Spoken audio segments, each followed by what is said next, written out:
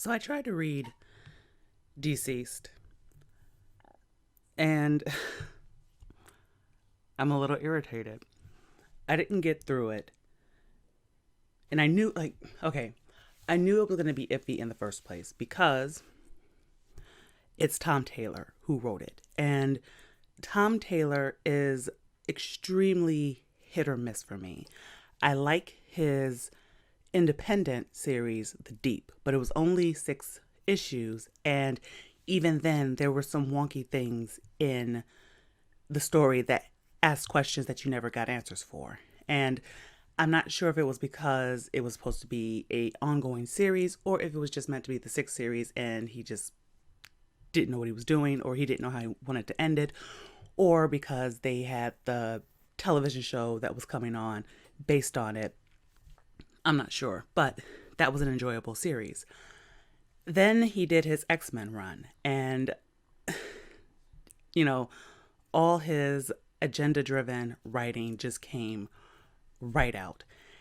And so, knowing the good and the bad about Tom Taylor's writing, I tentatively asked myself, did I really want to read DCeased? Because I wasn't sure what Tom Taylor I was going to get. And so the one I got turned out to be the not so good one. The story is simple. You have the anti-life equation, which of course that's a fourth world thing. It's the thing that Dark Side has been looking for forever because it's the big baddie sort of thing.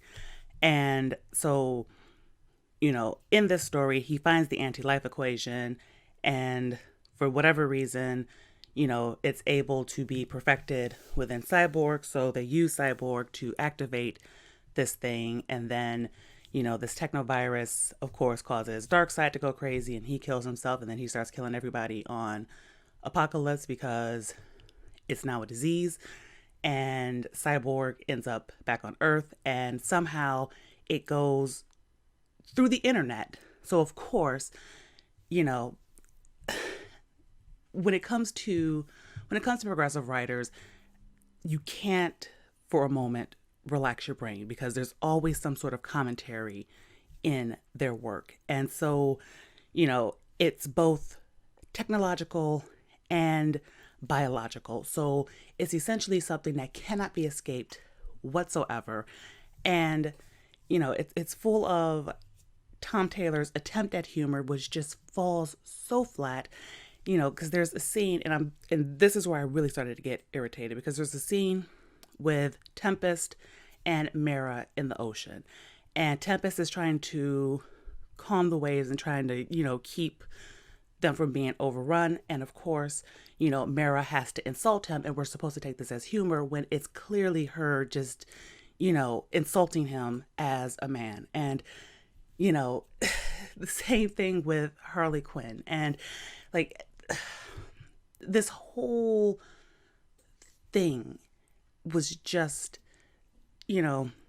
a mixed bag, because there were some really beautiful moments. There's the sadness that you get with Batman talking to Damian as Batman's, giving over to the virus. You have the sadness of Superman encountering, his father who has the virus. And it's kind of stupid because I don't believe for a moment that his mother would have gotten the father in the basement and locked in without gotten hit herself. I just don't believe that. And so it was this weird thing that just really kind of bugged me, because it was situations that did not make sense, that you could tell is just shoehorned in to try to make this story work and to try to make it into this big, super epic thing that just failed. And, okay, I will probably always be a little bit upset because, Superman falls prey to this, but I do actually understand that. And I will say that I do think that he was respectful in that regard to Superman, because I do believe that, right, he would not want to sit on the sidelines. even if, as everyone said, you would do the most damage and you should be the one who probably is in hiding, because that would be so. That's why I said it's really kind of a mixed bag. And sometimes when I encounter stories like this, that really kind of make me angry because it's a good premise but written badly. You know, those are the stories that kind of upset me more, because it's sort of like my feelings of Man of Steel, where there are such great, powerful moments and such great elements in there that, really reach deep and they hit you. And then it's just filled with bad storytelling the rest of the time. And like that kind of mediocre mixed bag way of working really kind of upsets me as a writer. And I know we're in this phase where, and I say this again, we're in this phase where there's already very little that people can rely on to be good stories at this point in comics. And I'm pretty sure that this is one of those that for people, you just like, you feel like you just want to turn your brain off, or you want to think that this is an alternate universe, therefore it doesn't really matter.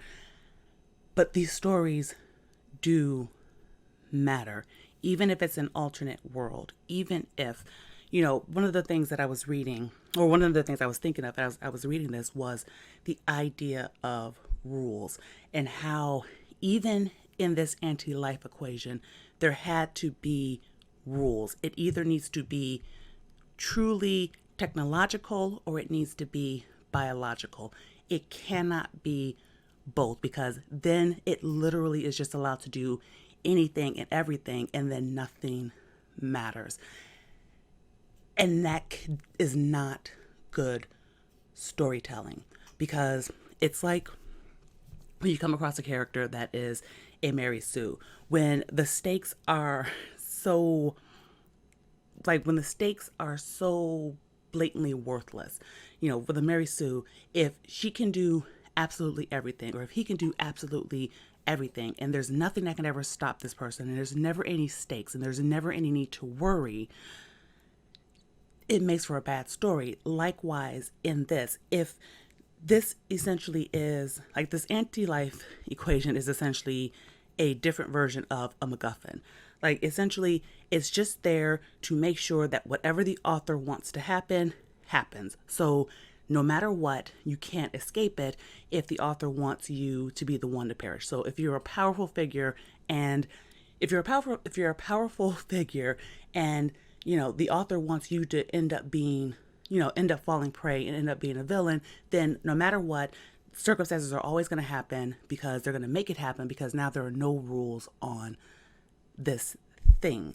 And so, I flipped to the end, and I flipped to the end, and of course, I'm looking at who are considered the survivors, and it's like, yeah, okay, I know I'm supposed to feel for them. I know I'm supposed to be like, oh my God, they're gonna have to survive. But it's sort of like, yeah, not interested. And I don't know if I'm going to be able to finish the series, because it's a different problem than I had with the Flying Fortress. This is an ensemble cast done well, because it did, like I said, it started small. Now, there's, of course, this sort of progressiveness in it, where Hal Jordan becomes, a zombie, and, he gets killed. And of course, his ring goes to, Black Canary, because of course you have to have the woman do it. Of course, Mera was able to survive, both Aquaman and Tempest being filled with this virus, because of course she's a woman.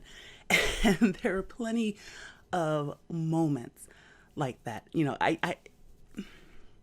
I could see Lois Lane surviving, because I could see Superman ensuring it, and I could see her ensuring it, because she has at this point both Jonathan and Damian.